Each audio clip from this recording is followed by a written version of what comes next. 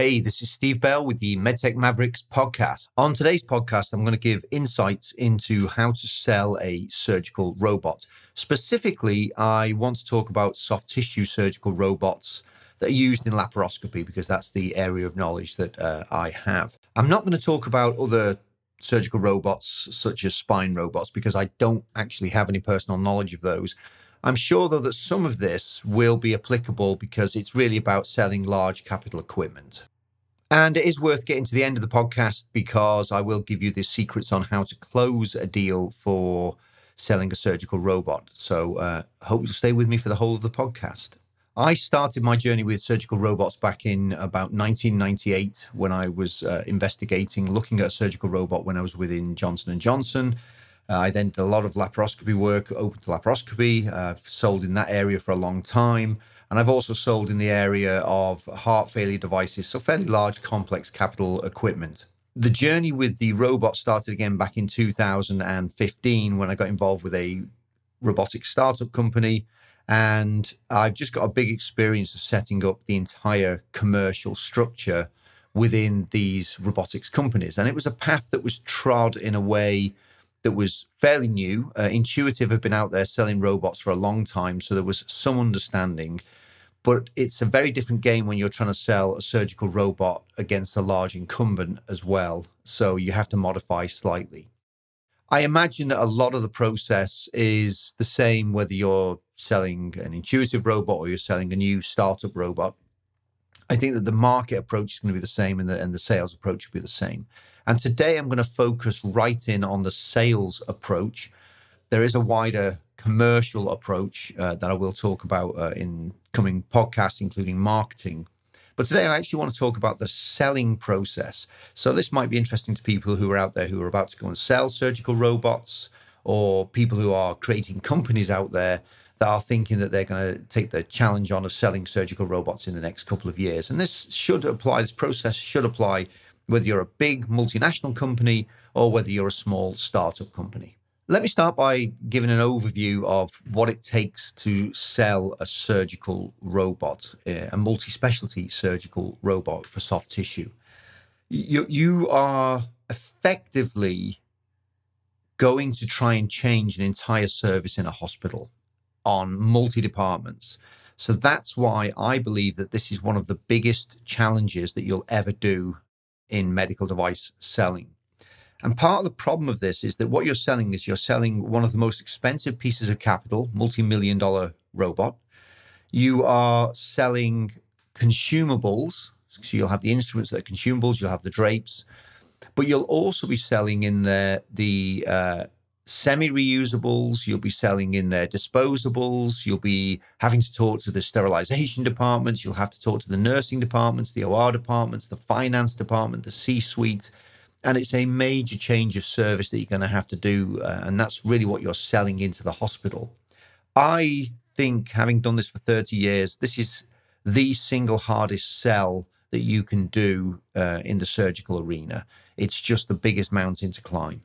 I think it's a little bit easier in 2024 than it was back in, say, 2019, because there are more choices out there now, so that the surgical market is more open and the hospitals are more open to having choice of robots. And there is a larger installed base of competing robots to Intuitive. So that just helps a little bit the mindset of the market. Plus, I think we're at a tipping point where most hospitals in healthcare systems, especially teaching hospitals, realize they have to have a surgical robot. So you're getting a little bit more market pull than in the early days when we started with this, in terms of back in 2015 and way before then for Intuitive, people were saying, why the robot? I have a whole blog on the site for why people will want a surgical robot. I don't hear that so much anymore now. It's more now asking which robot and why that robot. So that's helped a little bit. But saying that, it's still going to take you between 6 months and 2 years to sell in the entire system. And it's not a single individual person that can sell the robot. I don't believe that there's a hero rep that sells this anymore. There is obviously somebody in the company that's going to lead the charge and is going to be the kind of the lead point on the sale, but it takes the entire company now to sell a surgical robot, because you're going to have to talk about all kinds of things, from the marketing, from the clinical, from the CSSD side of it, which is the sterilization services. You're going to have people come in and talk about the connectivities. You're going to have your IT side of things covered by your team as well. And that can't all be done by a single person.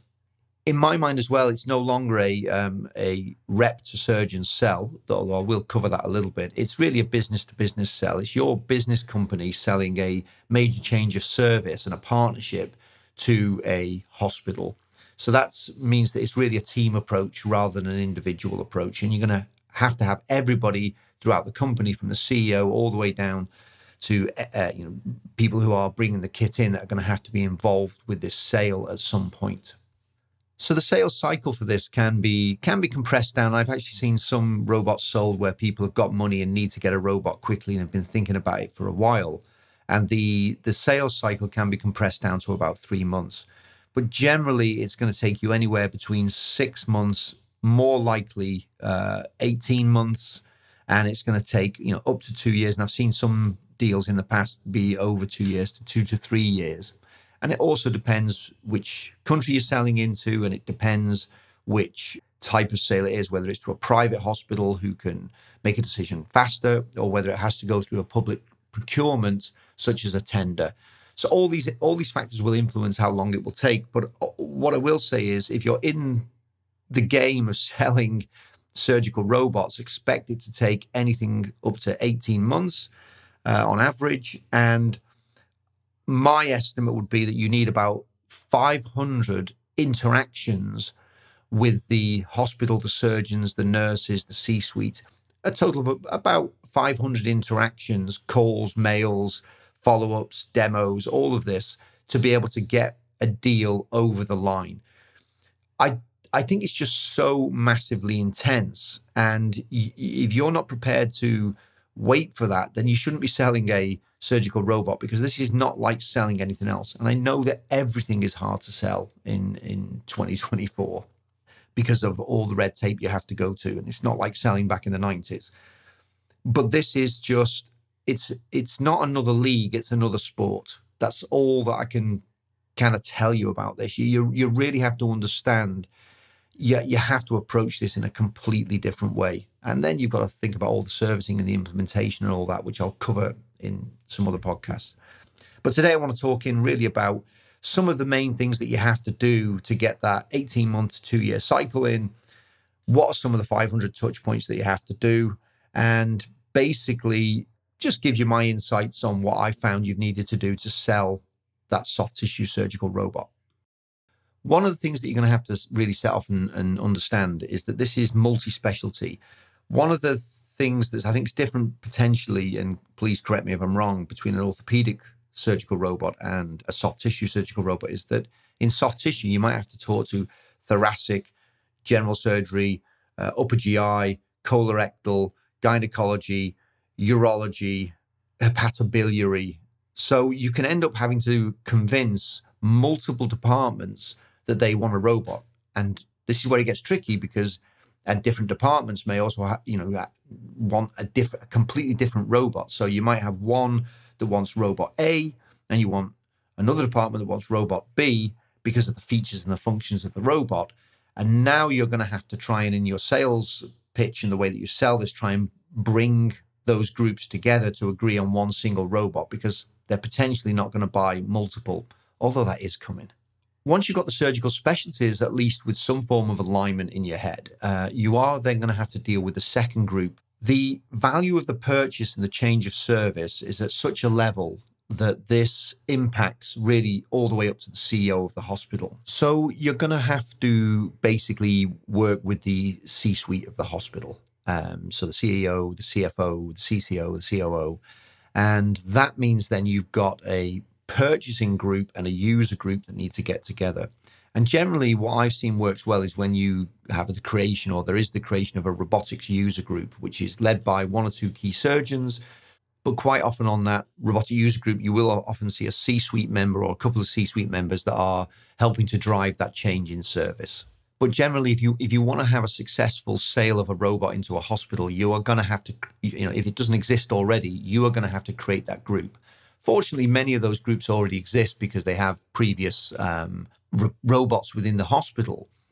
And they're quite often heavily driven by urologists because they're seen as the main user of the robot, especially in a hospital that's really trying to expand its service across many of its specialties. So you'll often have the urologist who will lead that. And that can give a problem if you're a company bringing a new type of robot, because they will have a loyalty to their intuitive robot because that's what they grew up on, that's what they understand, and they get really good usage out of it. So it might be hard for them to understand why would you want any other form of robot. But in other specialties, other robots with other architectures may actually have some advantage over the intuitive. So this is going to be a bit of a problem for you when you get that user group. But this leads into one of the key things that I think you need to understand fundamentally.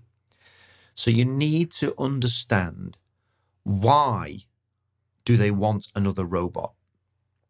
And a few years ago, it was generally into two camps. One was that they needed to upgrade their older robot to a newer robot. And then the second reason was that they actually needed to acquire a first robot. So there's many reasons why people want to get a surgical robot. It could be that they're upgrading their older urology robot. There's a couple still out there that they want to upgrade. Or they want, there's not enough robotic time available for all of the specialties. They want to expand their services and get second or third robots in. Some hospitals really want to attract surgeons. They can't attract surgeons because they don't have a robotic service. If they're a teaching hospital, they may want to have multiple specialties with multiple types of robots so that they can say that they're a multi-robot. There's lots of reasons why a hospital would like to buy a surgical robot. And your job is to deeply, deeply understand that motivation, because that will really change the way that you pitch and how you pitch. And I can't give you the exact details today because it would depend which robot you're selling, and it would depend on one of those motivations. But your first thing is find that deep motivation. The motivation also is not just pure surgical. You have to understand whether or how much of this is a surgical motivation, that surgeons want to get into the robotics and use the robot to do better surgery. But you also need to understand whether this is driven by the hospital management, because they need a robot to be able to offer the full services, to be competitive. You really need to understand not just the motivation, but who are the key people driving that motivation, because they're the people who are going to stand by your side and help you to drive this through a really difficult 18-month period of trying to convince the organization to part with a couple of $1 million, pounds, euros, and really invest in changing their service, because they're going to have to do training, retraining. There's going to be a whole set of things that change in sterilization. There's going to be a whole pathway flow. So they have to be incredibly motivated, and you have to understand who's motivated and keep them motivated throughout that whole process. So once you've got that M sorted, you go on to a second M, which is money. You are talking here about, millions and millions of dollars, pounds, or euros of investment over potentially a 7-year period. That money doesn't just grow on trees. The hospital will have to find money for it and justify the money and justify the budget of where it comes from. And the money can come from many different places. In some places, there are charity funds where charities are asked to buy the initial capital, and then the instruments and the servicing and all of that is paid for out of the hospital. Sometimes it's pure private, and basically they'll pay for it out of the private funds of the hospital. Sometimes it's from a capital fund. Sometimes it's from government funds. And sometimes I've actually seen it from things like European funds that have funded different research projects in robotics. So you need to really understand deeply, find out, follow the money. Where does the money come from? And what does it take to release that money into the system so that it can be utilized against the robot? And then before you get too far into the journey, first of all, you've got to make sure they can pay for it and they're willing to pay for it, because it's going to cost you and your company an absolute fortune to get them through the process of deciding if they're going to buy a robot or not. It's a really expensive selling process for you as a company in terms of hours, people, money, demos, all of these things are going to cost you a fortune. So you better make sure that at the end of it, they can actually really pay for it. And they're not just being curious and then trying to work out, well, we'll try and work out how to pay for it later. And then as models have changed with selling robots, you have to understand, how do they want to lay that money out? So do they want to deploy capital? Do they want to take on a rental? Do they want to take on a long-term lease? Or do they want to have a full managed service? And you need to understand that really early on, because that will really form part of your selling process of how you're going to sell the deal in. And any company that's not offering all of those options today is going to struggle in this market. It's the economics of this change dramatically depending on whether you sell capital up front, whether you put this out on a lease, whether you do a rental, whether they're doing a cost per case. All of these things have huge impacts, and you'll also have to have a blended array of these sales, because you can't only go and do one, because hospitals might not take it that way. But if you load it all into one type of sale where you're not getting capital up front, if you're a small company, you're going to risk running out of money pretty quickly. Once you've got that sort of motivation, money sorted, you're going to need to understand the more negative sides. And you could call that another M, which could be the moaning. So you're going to have a lot of people who are going to put barriers up to this, the barriers of why they don't want a robot, or the deal killers. So, for example, they want to raise charity money to buy a robot. If you don't raise the charity money, that's a potential deal killer.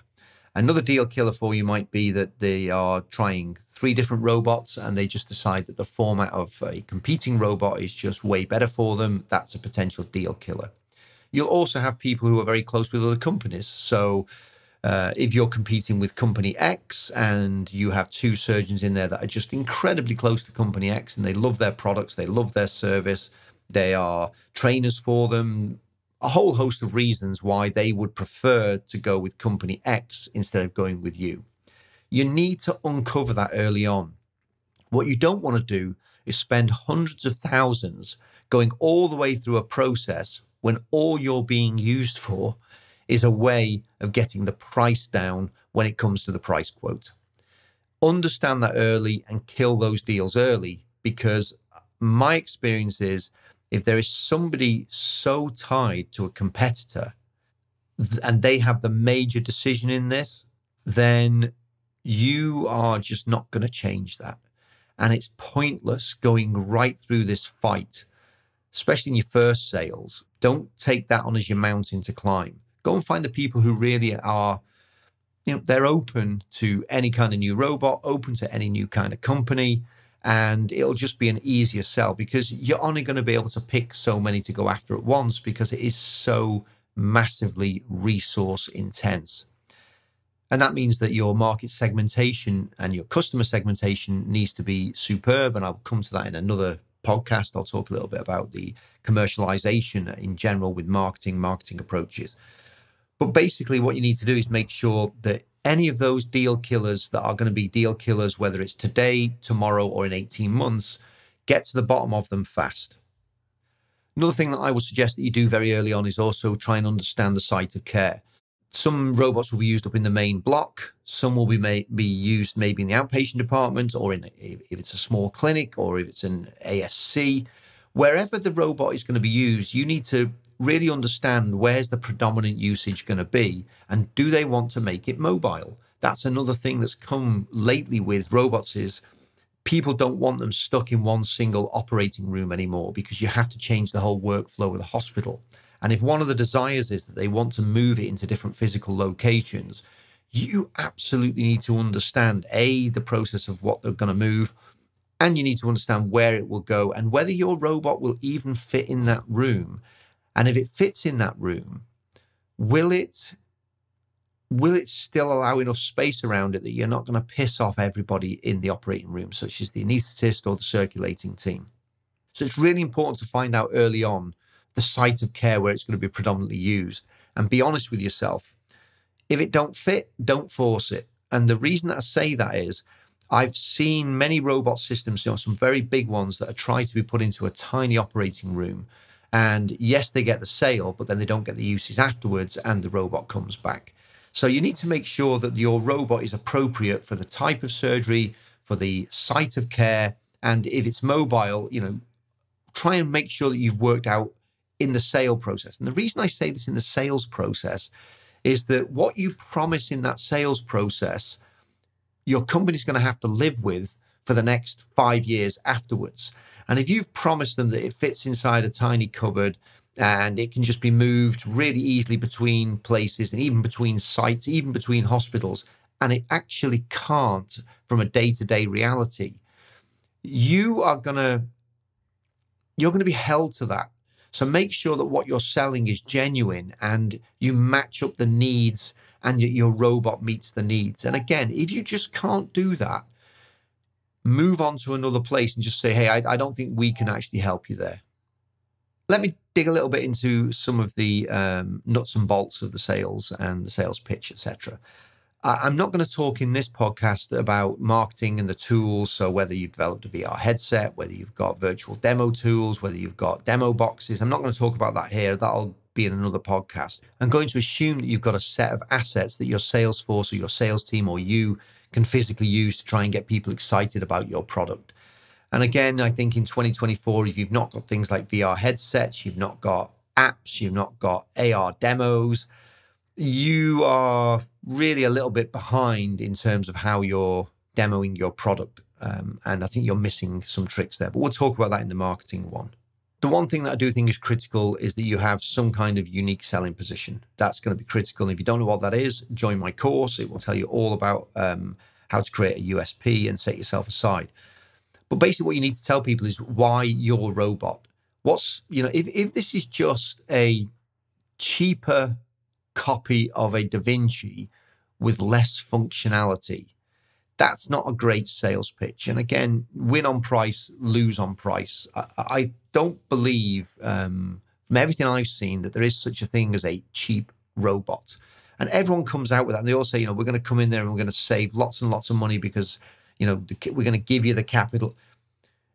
Ultimately, it all costs about the same. The cost per case ends up about the same. The amount of investment ends up about the same. There is no such thing as a cheap robot. And if you do end up with a very different system, so if you've got something like, a single small insertable robot, then yes, you don't have the tower and you don't but you've still got a console and you've still got the servicing and you've still got all the backup. Ultimately, I don't think anyone should be competing on price. I think that that's just a terrible, terrible way for anybody to go after. You need to find out what's the killer function of your robot that really sets it apart, and make sure that that's baked into your sales pitch, and make sure that you really know how to sell that side of it. And if people don't resonate with it, again, you're going to have to move on, because if they absolutely want a boom robot with full functionality and they want advanced energy and ICG and stapling, there's only one thing that they're going to be able to buy on the market today, and that's the Xi. So just understanding your sales pitch, if you've got something unique that can really help them, it's size, it's modularity, it's the way that it works, it reduces the number of incisions, whatever it be, make sure that you've really got that nailed before you go in. Because trying to sell the general of, we're generally selling you a robot, is just not going to work in 2024. Then you're going to have to look at your demos. You're going to have to learn to demo in a very slick way. You've got to make sure that these very complex systems, first of all, are stable enough to demo. If you're out there demoing an unstable system that's alarming all the time, that's just terrible. I've seen it personally. It's just terrible when you have a demo where you have alarms going off in the early days. So again, make sure that if you're a company that's doing this, make sure that your system is absolutely stable and your demos go without setting off alarms every 2 minutes, because that'll just frustrate everybody in the room, the sales team, yourselves, your senior management, their senior management, the surgeons will all be really upset by that. Make sure you've got a dry demo, and then make sure that all users, everyone who's going to use this robot, has a demo. And I'm talking about the clinical users, including the key nursing staff, need to have had a demo of your robot so they know what they're getting into. And that can be a dry demo to start with, which can be a box with some kind of games in it.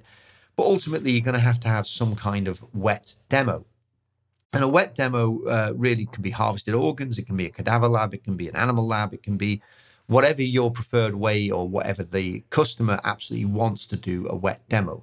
But you're going to have to do it at some point. And the reason that I say that is that, moving pegs between boards gives you a feel of the way that the controls work. It gives you a little bit of idea of the vision system.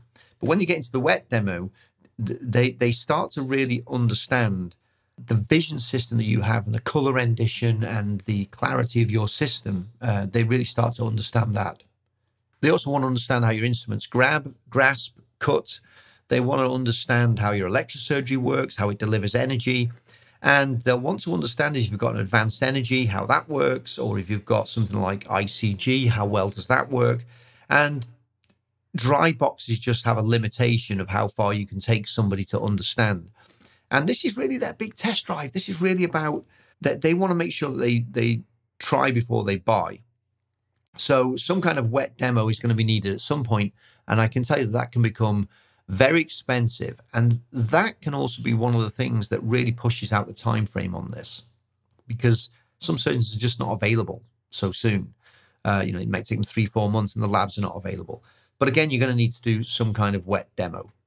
And another thing you're going to need to do is some kind of on-site demo for the general staff. You need to make sure that the C-suite who are backing you and signing up to this have actually tried this in the hospital setting. So you're going to need to take your system to the hospital. I don't mean use in clinical cases. What I mean is you're going to have to do some kind of demo in the hospital so that people can sort of see the size of it, the scale of it, how it all plugs in, how they interact with it. And the people who are paying for it are going to want to sit on it and actually drive your robot around some pegboards. So you're going to have to set up a 2 or 3 day dry demo within the hospital. And that really should be done for every hospital that you go to. You also want to, that's your kind of validation that it fits into their environment. So if you can do it in one of their operating rooms, even better. And to emphasize that is really when you've got to get the entire C-suite or as many of the C-suite as possible driving that robot. And if there's a charity that's being involved, you want to get the charity heads also driving the robot. It's a very emotional thing when they get to use it and see it and say, okay, this is what we're going to put our money into. And this is cool. This is so amazing. So it's really important that you get that on-site demo done and get all of the C-suite and all of the users through that within 2 to 3 days. Throughout this process as well, you are going to have to build with them a customized quote. And yes, there are, when there's a tender, there's some tender frameworks go out there and you talk about all the pieces in there. It's a little bit more than that. When you're building the quote, what you're really trying to do is you're trying to build a long-term partnership with them, and you're trying to put the financials in context of that. So you're going to really need to understand their case volumes, what they're going to use this for, and you're going to have to build a really, really strong business case for why they should deploy this amount of money over this time in the hospital. But that business case needs to be built with them. I've seen too many mistakes where people go off and just sort of do a very rough business case. You need to build that with the financial team within the hospital so that it's their business case that they're putting forward, not your business case that you're offering to them. Subtle difference, but quite an important one when you're building business cases. I may do a whole podcast with some experts who are really good at building business cases. The one thing I will say through this whole period is they're going to ask you to give them a robot for free. Not everybody does, but if you're a big teaching institution that's got 6 of the robots and they'll say, well, we should have this for free. I can't stress enough, my experiences in this sales process, you cannot give a robot for free. And there's many reasons for that. First of all, you'll go bankrupt as a company if you're a small company. If you're a big company, your P&L will just look horrendous. But what it is I think part of the process of putting your hand in your pocket is that you have skin in the game as a surgeon, as a hospital. I can tell you in the first 3 to 6 months of using the robot, a lot of people will fall off the horse. And if they've had it for free, it's very easy just to say, well, I won't do this case today with a robot. Well, it was free anyway. When you have a team that's on the hook, who's paying day in, day out for the robot, there's just another motivator behind them, from the C-suite, but also from the users to make sure that the bloody thing is used. So it gives a big incentive for them to use it. And what I've seen is where robots have been given free over the years, they tend to have a slower adoption and a much lower usage than where I've seen them fought for, when they've had to lay out $3 to $4 million of money, it's just a very different incentive for them to be using the robot. So again, I've never given away a robot free in my career, and I would highly suggest that no one gives it for free. Now, there are models where you deploy the capital and then you bill on top of that for cases, or that's not giving it for free. What I'm talking about is, give me a robot for 6 months, give me all the disposables, give me the service, give me everything for free. I'll write you a paper because I've got a great name and our institution has an amazing name, and we'll give you lots of data for your registry, and we'll give you lots of data for your IDE and all of this kind of thing. I think it's a really, really bad way, first of all, to do business, but secondly, in terms of having people motivated to keep using the robot. The interactions that you're going to have over this 18-month period are massive. And there's a tendency that a lot of sales teams kind of wing it. First of all, I do talk in my course about Salesforce.com and why, even though I find it such an extremely expensive system, why it's really important. But I think having a system like CRM or you need to write out a really, really detailed pathway of the sales process and have some way of following this up and planning for it. This can't be done like selling anything else. And if you've sold staplers or you've sold, this is a very, very different sell. And the amount of complexity in it, the brightest and best people in the world can't keep this in their head. So I would highly recommend that you plan, you execute, and you have a systematic approach in terms of going through the process, because you'll lose track of it. And you really need to have all these multiple stakeholders with all of the interaction points that are going to work with them. And there's a reason for this. It always takes longer than you think, because just trying to get people's diaries together, it's like trying to herd cats and trying to get 8 different clinicians, 2 different nurses, the CFO, the COO, the CEO around ski period when they're all off skiing, or during the summer break or whatever. But time just dilates. And if you are not really, really professionally organized in terms of managing that sales process, you will A, struggle to close the sale, and B, it will dilate to the right. So, you'll end up with a 3-year sales cycle to be able to land it. And by that time, if your competition is doing better than you, then what's going to happen is they will close it way faster. And while you're still planning your demos, they'll have done the demos, closed it out, presented a business case. And if it's not a tender business, they will have closed that deal before you even know about it. Once you sign, that is really just the beginning of it, because it's the huge lift then is to get the thing to be used in a regular way. Implementation, servicing, all of that kind of stuff. And I'm not going to cover that in the podcast today. I'm going to assume that what you've done is you've done your 18-month job and you've got it signed and you've got the paper signed and the customer's going to start with it. And that's really what I wanted to cover today. If you would like more insights into medtech, into surgical robotics, into generally medtech, make sure you sign up to my site, howtostartupinmedtech.com. And if you are starting a medtech or you're running a medtech company at the minute, then I have a full course there, and there will be more courses dropping over the next couple of months. But I have a full course there on actually how to start up and run a medtech business. And if you've got a surgical robotics business, you'll find it very, very useful, the content that's in there. So thanks for listening to the end, and there'll be some more podcasts dropping soon. Take care. Bye-bye.